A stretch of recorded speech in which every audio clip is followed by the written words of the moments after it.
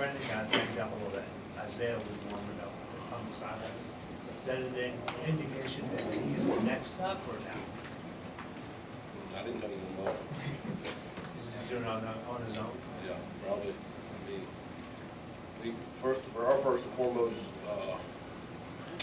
intention was Brandon okay, right? Right. And our guys thought he was, so he will play if he's okay. If he got hurt, then I decided who to win in.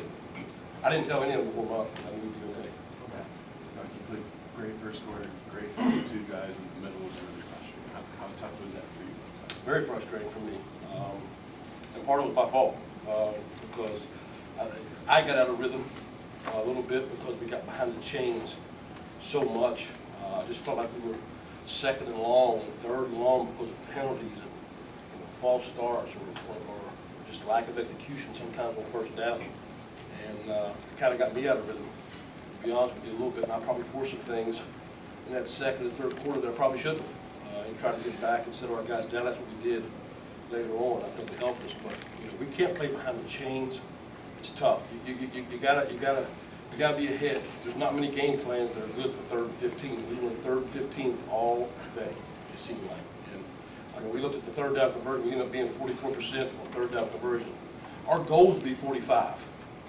That's astounding, in my opinion, because I felt like we was in 3rd and 15 the whole darn game. So it's not what we want by no means. At the same time, I told the offense today, we are our own worst enemy right now. We can't shoot ourselves in the foot. Penalties, turnovers, sacks, taking sacks, and those are things that we got to get cleaned up this week, and that's what we're addressing today.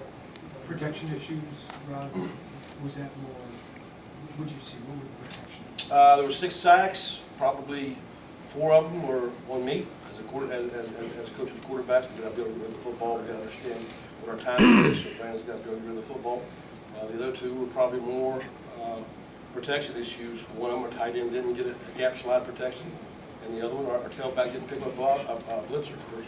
I thought our offensive line played really well.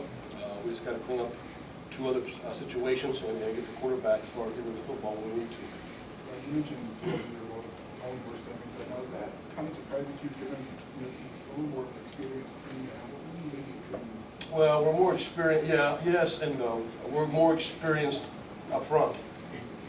I was telling our guys, Brandon's new, Trayvon's new, Josh is new. We're still intermingling. Even though they're older guys, they're still playing with each other new. This is Brandon's, 7th game, 8th game, 9th game as a true starter. He had 4, no, 7. So it's not like he's coming in with 20-something starts behind his belly. He's an older guy. So I think we're still gelling a little bit. But where I'm disappointed is the penalties. You can't have 9 penalties. You can't have 2 turnovers. I said it last week, that team's a good team. They're a good defense. They're very sound. And you can't beat yourself. And unfortunately, that's what we did, I think. I was proud of the resiliency of our guys, once again, to come back and strike in the 4th quarter. Got us right back in the game, playing it for overtime, and it just didn't happen that way, obviously. But proud of the way our kids continue to fight. And to me, that's something we continue to keep building on. What changed from the offensive song to those last 2 drives of the game? What changed? Yeah. We made a couple plays, right? Brandon made a couple throws that were really good. Josh made some. Josh will be the first one to tell you he caught 3 balls that drive. 2 of them were on wrong routes. Had to get the right place at the right time. You got to clean some things up. So there was a little bit of improvising on 1 or 2. We made a play. At the same time, he made the play. That was a good thing. Josh put the ball in a good spot, and he went up and got it. That last play was a thing of beauty, the vertical. Come back and get it, and you just saw his strength and his athleticism. So once again, there's some things that we need to get cleaned up, but I think our guys showed that they didn't panic. As bad as it was, as bad as we were in the 2nd and 3rd quarter, we kind of finished the game the way we started, which I was proud of. Right, just Josh's last drive. I think he had the first catch of the game. Don't think he was targeted at any point up until that final one. No, he was targeted. Okay, was that something Eastern Michigan was maybe doing to kind of take him out? Or? No. I just think that there was a couple times we had a miscommunication where we didn't run a route we were supposed to. Where if you would have ran a route that would have been one-on-one with him, the one that Brandon threw away, we got charged for throwing the ball down the field. That was Josh was supposed to run around with that one. So, you know, there were some things, like I said, some communication things that still got to get cleaned up. We got to see the entire signal sometimes. So there's little things that you guys might not see that we know what's going on, but no, Josh is being targeted where he needs to be. Right, you mentioned that you're still working on the job. What do you see for something, over there, what do you see in ways to kind of speed up that process, maybe, you know, outside of that? Well, I mean, it means something to them, first off, because they're sitting in here and they're going extra film, meeting with us extra. I see them get with each other. You can just tell that with those guys, as bad as it went sometimes in the second, third quarter, Brandon didn't lose his composure. He didn't lose his head. You know, I thought he did a better job of throwing some balls away instead of taking sacks. You know, when things wasn't open and things wasn't clear. So I thought he did a better job there. So I thought Brandon played a decent game. Now, he got put him into turnovers, but he's also one of the reasons why we drove the last two drives. He made some tremendous throws. He made some of the prettiest throws I've seen throughout the course of the game. He made some mistakes throughout the course of the game that he cleaned up to make him more consistent. Fumbles, is that just awareness of being where you are, just tucking it, or? The fumbles? Yeah. Yeah, the one he ran, he had the ball slinging all over the place. We can't do that. I mean, you got to work on that. Like I did, just slide, get down, don't take the shots. The one on the sack, that was a missed block, and we had up front with the running backs in protection. You know, you watch that thing. I thought he was down. He had the ball touched. They called it a fumble. I could argue that to this day. I can put on slow-mo and show you. And that's a big play. I mean, he got the ball. When the ball touches the ground, a lot of times it did, right? But they saw it a different way, so it is what it is. You got to have two hands and ball secure. It's tough when you get hit like that. What did Reggie's presence mean for your offense? Well, I think you saw it, right? When he gives the element of being an athlete out in space, they can make people miss. And Reggie gets big playability. And so it's good to have him back. Good to have him back full speed. We're going to need him this week as well. Is this the kind of game that could rattle confidence for your players? And if so, how do you help them through that? This past game? Yeah. Absolutely not. No, sir. I don't think our kids are rattled one bit in terms of confidence. I think they're pissed off, personally. I am. I know they are. So we know what could have been and what should have been. But what could have, should have, don't get it done. You got to go do it yourself. That's what I told our guys this morning. We're our own worst enemy right now in terms of penalties, turnovers. We take care of ourselves.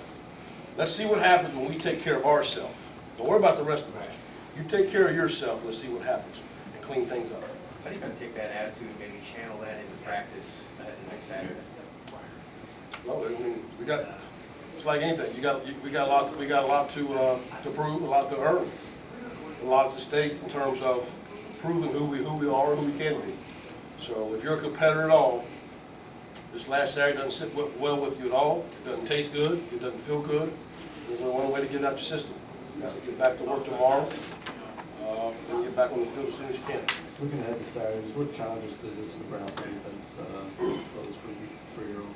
Well, you know, I've said it several times. They're big, they're fast, they're athletic. If you're into that type of player, that's what they are. So they're going to be all kinds of challenges. They're huge. I mean, huge and massive up front. They got some big guys inside, 340 pounds, and the big man can run, can move. He's strong, he's athletic. They got a couple of big guys, not just him. So you know, they've gotten bigger, they've gotten more athletic. They're a year older in Coach Frost's system. So I think they're extremely well coached at times, extremely well coached, and then at the same time, it'll be a big challenge for us. Where's he at? Getting up to speed as a freshman and good confidence. Yeah, we like Kyrie. True freshman.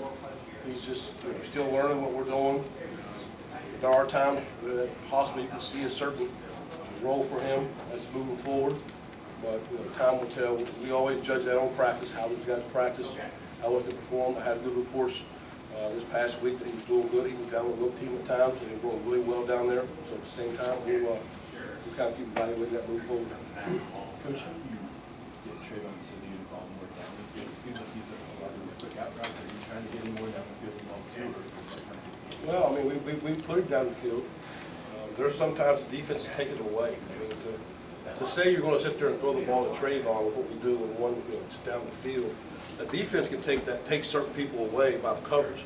They, you know, based on how secondaries rotate, who they defend, sometimes opens up the outside receivers. That's kind of what happened. Dom Stampley had a big one down the middle. If Trayvon would have been there, that'd have been Trayvon. So to me, it's kind of depends on who's in there at the time and how the defense is playing. Hey guys, we got some players back here, so you got wrap it up right here. You mentioned Dominic Sampson This is the getting, last question. you mentioned Dominic Sampson getting a couple of big catches. You want to get him more playing time and more opportunities to make plays on the field? Yeah, because I like Dom. I think Dom can help us. I think Dom brings an aspect of speed and athleticism to our offense. And yeah, I have no reservation at all for Dom.